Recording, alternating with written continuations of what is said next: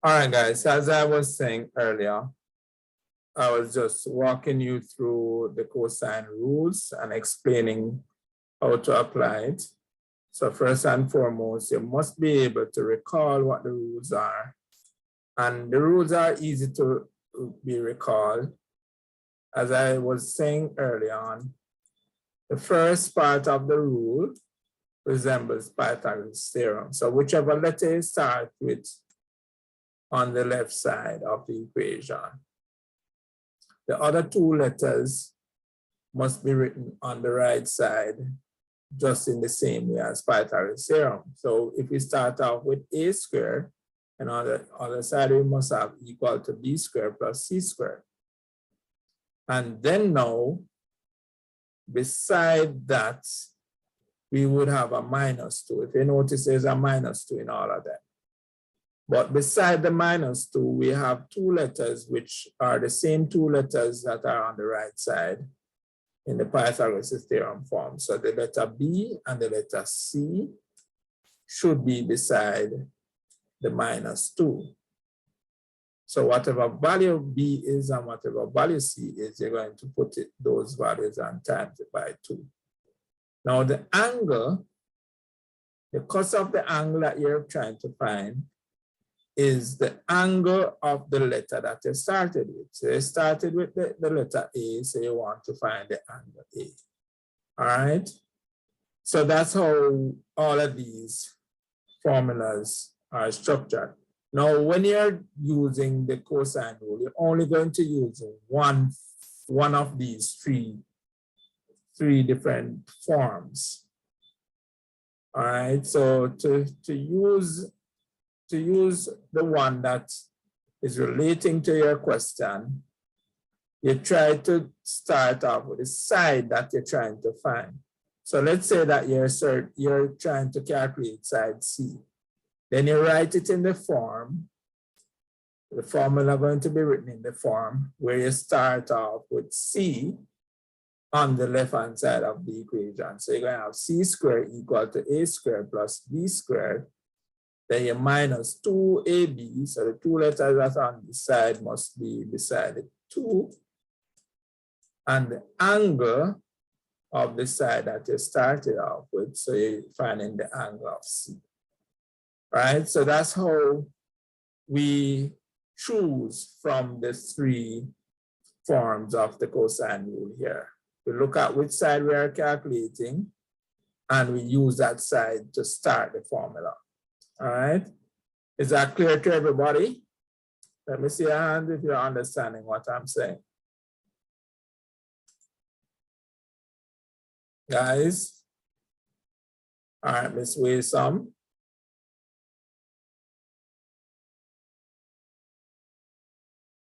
Ms. Green. All right, so I'm going to now go back to our examples that we had started off with. So I'm going to just flip through these. And we're going right back to applying the cosine rule. So here we are now. So sorry, we are not there yet. Here we are. So this is our triangle that we were working with just now. And so here we are going to use this formula because what we want to find the side C, because we don't know that side C. So we're using the formula in this form. Now we're also going to find the angle A, but we are going to find one element at a time. So we're going to try to find the side C first, then we'll figure out how we can find the angle A and the angle B. All right, so that's how we're going to approach it. So for this situation, most of the time for the cosine rule, you have to find the side first before you actually try to find the other two angles. All right, so how can we use the rule? Now it is pretty straightforward. We just simply plug in the values that we know in the rule and calculate. So we don't know what C is. We know what the side A is. We know what the side B is. We know what the angle C is. So all we need to do is put in these values in the formula. So we're going to keep the C square on the left. Now we know that A is 70, so we're going to have 70 square on the right side of the equation, plus we know what B is 40, so we're going to have 40 square.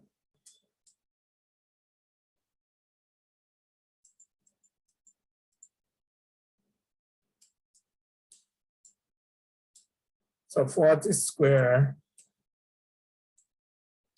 And then now we're going to have minus 2 times A times B. So 2 times A would be 70. So it's 2 times 70. Sorry, wrong number. 2 times 70 times, 2 times 70 times 40, because A is equal to 40. And then now the cos of the angle, so we're going times the cos of angle C. And in this case, the angle C is 64. So we have 64 degrees. All right. And that's pretty much what we do. We substitute these values. Now we're going to do our calculation. Now, in your calculation, this is what you want to do. Where you have the sum of the squares, you want to do that part by itself. So you're doing the sum of the squares.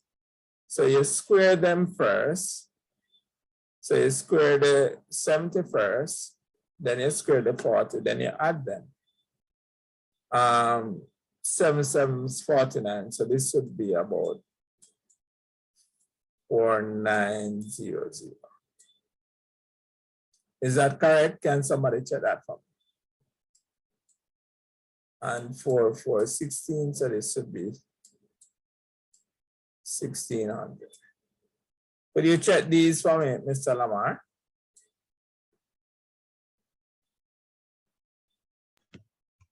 Yes, sir. They are correct. So after you have done that, now you could know what you could now do, and you have to be careful here now. On this side where you have all of these that are multiplied together, you're going to work out all of those together.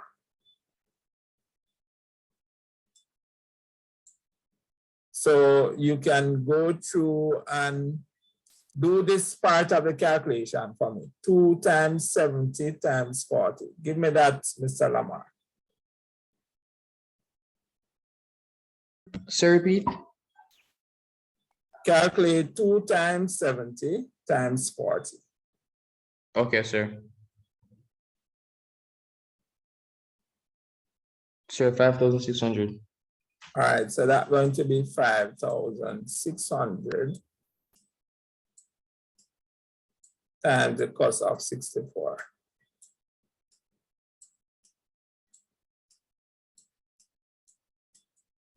All right, now what we want here now, we want to add these two values that we would have squared in the first part here. So add those and give me a value.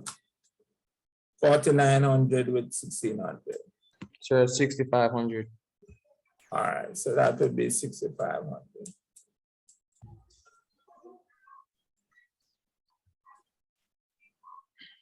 All right, now what we want to do now is calculate the cost of 64. Yes, sir, which is 0.4.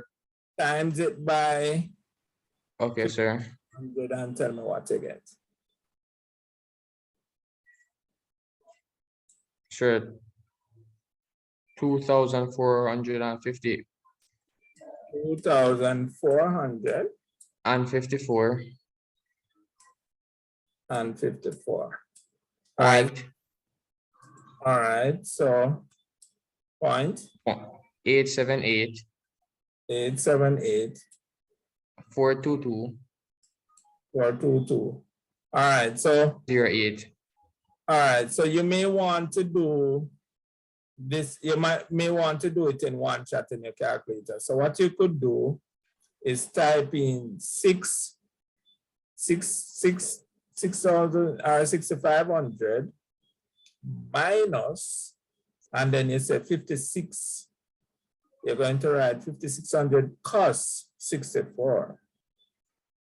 Just type in all of that one time. 6,500 minus 5,600 cos 64. And then give me what you get for your answer.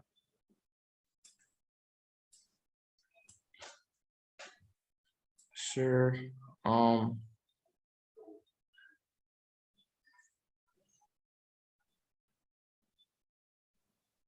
Just put in all the values as they appear.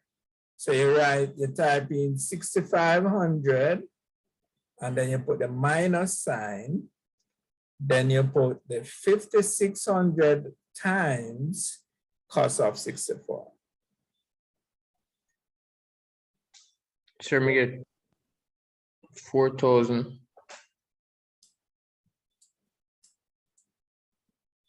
Go ahead. 4,045. 4,045. Yes, sir. As a whole number. You want the decimals? What you get as decimal?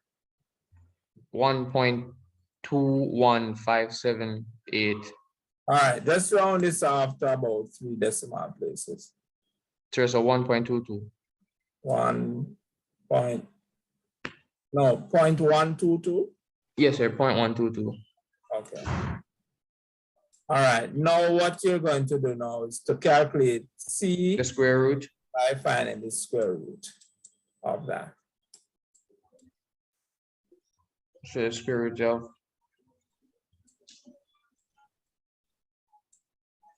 is 63.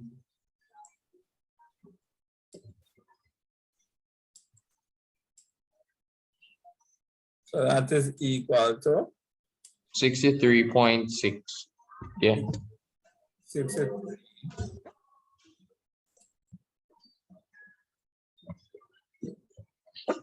Let's fix that. 63.6. 6. Yes, sir. And that now you use the units will be what? Millimeters. 3.6 millimeters.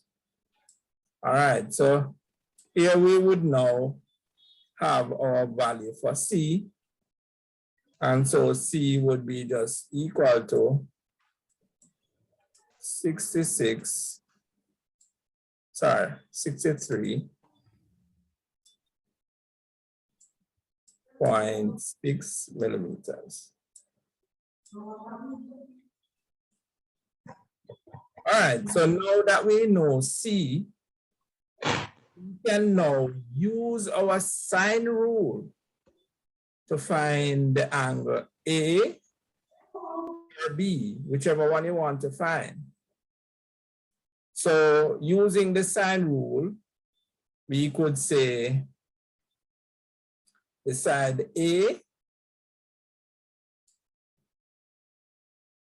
over the sine of the angle A is equal to, now we have to use the side that we know with the angle that we know. So we know the side C, so we say C over sine of the angle C. And then now plug in the values that we know. So we know that A is 70.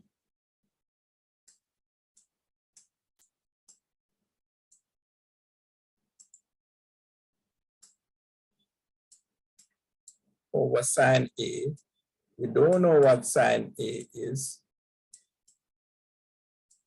We don't know what the angle A is, but we know side C because we had calculated that, which is 63.6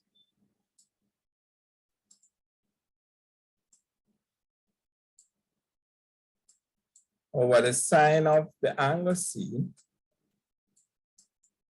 which is sine of 64 degrees. Now, what we're trying to find here is the angle A. So because the sine of the angle is in a denominator, we don't want it in a denominator. So what we do here is to do what we call a cross multiply. So we bring the sine 60 from the right-hand side and multiply the numerator on the left-hand side. We bring the sine A from the denominator on the left-hand side and times it by the numerator on the right-hand side. So here we would get 70 times sine 64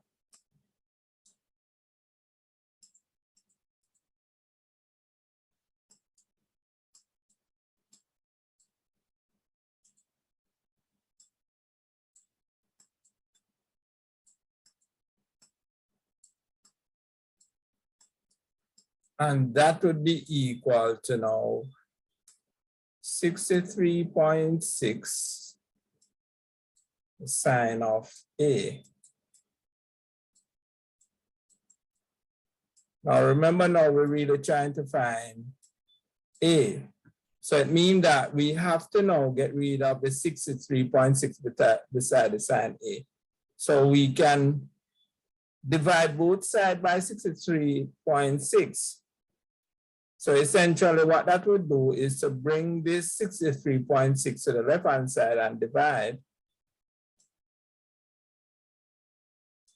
So we would have 70 times the sine of 64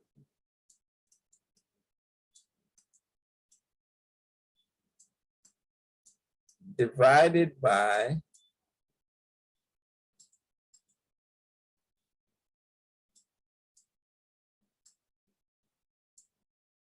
63.6. That would be equal to sine A.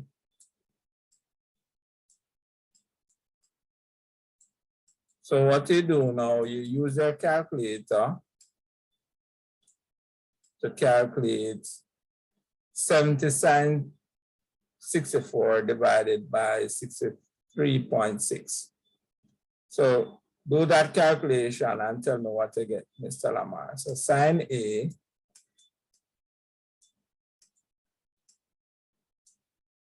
would be equal to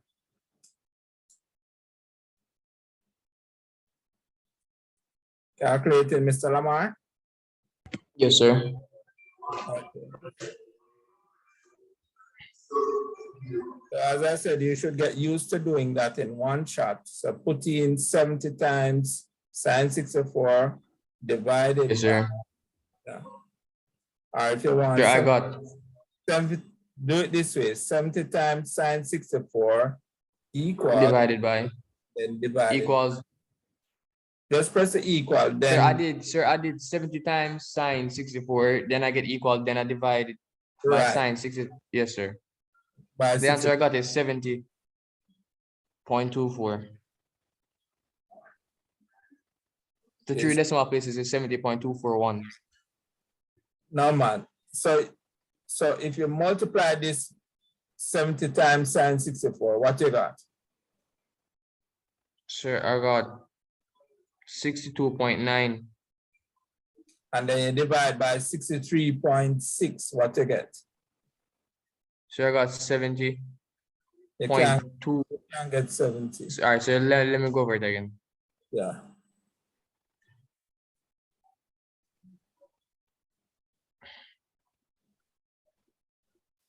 Seventy times sine 64. Sine Yeah, if you want to 64 put the sine 64 first and times times 70 divided by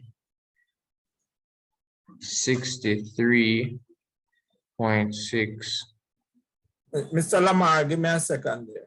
When you do it that way, you have to be careful because you say sine 64 times 70, it might do the times, then do the sine. So you have to be careful. No, sir. No, sir. I did The I did sine 64, then equal, then times 70. Sir, I got a different answer.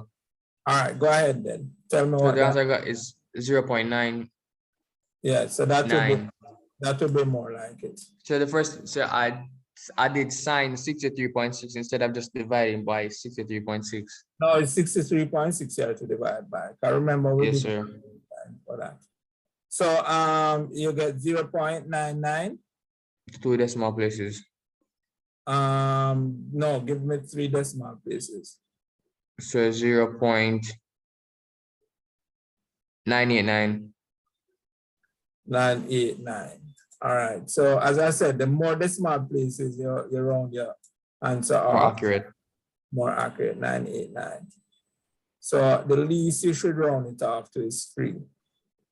All right. So now what we want now is to find the angle A. And of course, what we're going to do to find the angle A.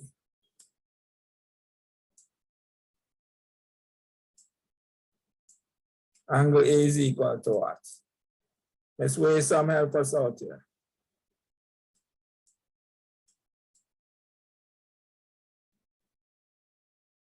Let's weigh some. Yes, sir. Angle A is equal to what?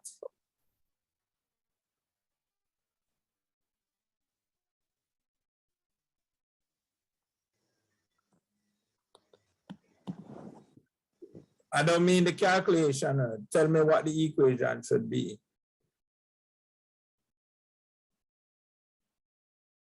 Using the cosine rule, sir.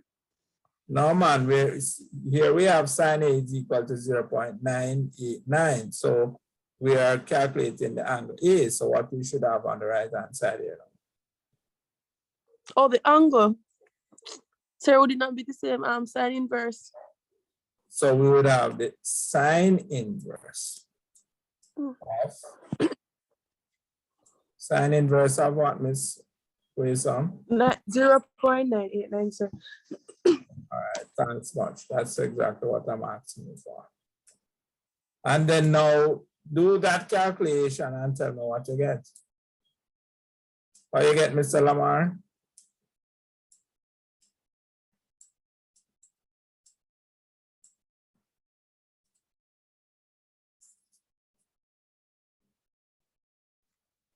$81.493, sir.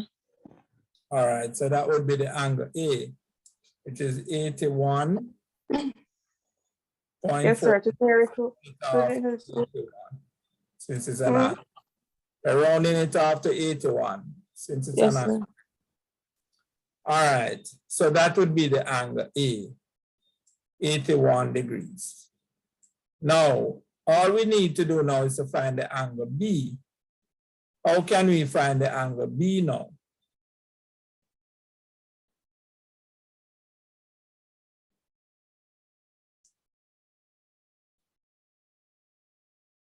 Remember, we already know one angle, which is 64. Now we calculate another angle, which is 81. How can we find the angle B? Do we have to use add them? Do we have to use the sine rule? We can use the sine rule, but do we have to use it? No, sir. No. Angle B equal 81 plus 64. All right, so angle B then equal 180. Will be equal to 180. Subtract. Oops, a second there. 180. Subtract. Minus the angle A. Yes, sir. plus plus. angle B.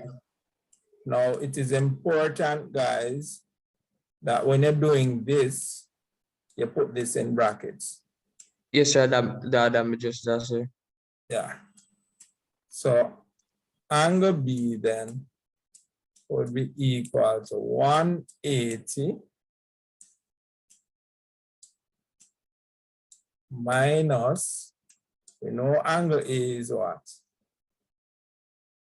What is angle A, guys? 81 degrees, sir. 81. And what is angle B? Sir, angle B is the unknown. Sorry, angle This C. is this angle C, which is 64. All right, so that means I should have had in this bracket here, I should have angle C. Mm-hmm.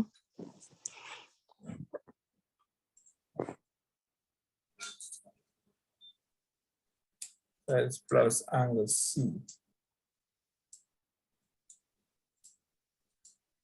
All right, so that would be 64 degrees. And you add those two and what you get?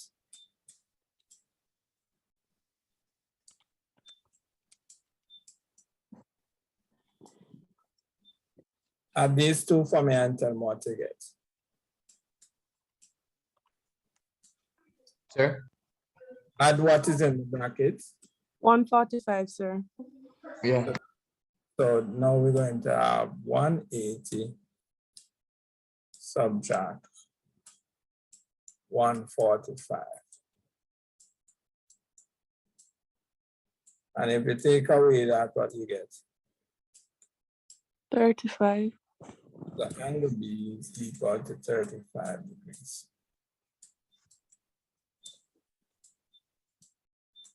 All right, guys. So that's how we solve this triangle. Any question? Now, the only way you will feel comfortable about these questions is to really practice them, all right? And so I'll try to put together a worksheet based on these types of questions so that you can do some practice, all right? Now, let me clear what I have here. So if we are to just walk through quickly again, we are going to apply the cosine rule. We substitute our values. We find in the side C, so we substitute our values in the formula, do the calculation, and here we would get the side C to be 63.6. Now we can find, using that side C with the sine rule, we find that angle is 81.6. And now we could just add those two, subtract it from 180, we get angle B to be 34. So our solution then would be angle A would be 81.6, angle B would be 34.4, and the side C would be 63.6. All right. Now, I'm going to ask, all right, so let me do the triangle for you. I'm going to ask that you take a screenshot of this question and then try to work that out for homework for me. You are to calculate, you are to solve the triangle. So you know that you need to find the other two angles and the side that you're not given. So let me just put in those for you. So you need to find angle A.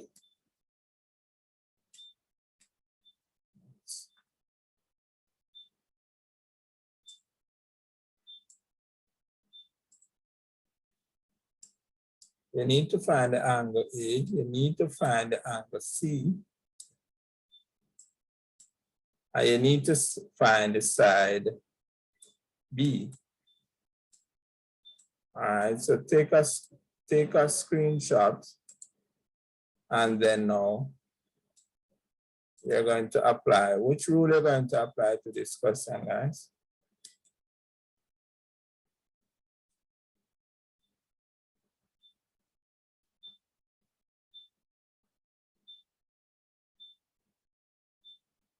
All right, so everybody take a screenshot of this question.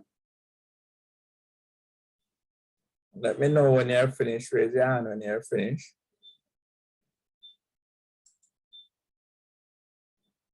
Okay. So, okay. So everybody should have a screenshot of this now. Now I'm going to clear this screen now. So if you don't have a screenshot of it, let me know. Raise your hand if you're still doing the screenshot.